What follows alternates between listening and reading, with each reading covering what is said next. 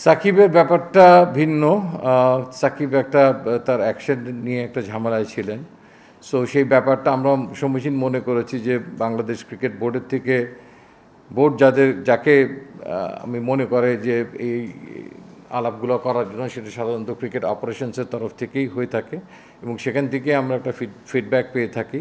তো সেই প্রসেসটাই ফলো করা হয়েছে এবং ক্রিকেট অপারেশনস তার সঙ্গে আমার মনে হয় যোগাযোগী ছিলেন এবং যেহেতু ফিডব্যাকগুলো আমরা তাদের কাছ ক্রিকেট অপারেশনসের কাছ থেকেই পাচ্ছি।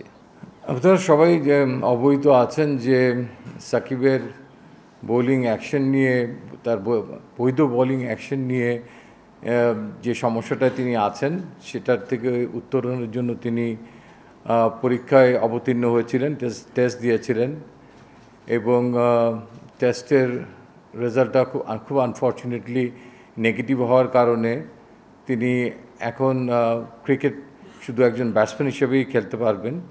সো সিলেকশন প্রসেসে সাকিব আল হাসানের অবস্থানটা ছিল একজন ব্যাটসম্যান হিসেবেই আমাদের কাছে এবং আমাদের এই দলে আসলে টিম কম্বিনেশনটা সাজাতে গিয়ে শুধু ব্যাটসম্যান হিসেবে তাকে আমরা এই 15 জনে অ্যাকোমোডেট করতে পারিনি।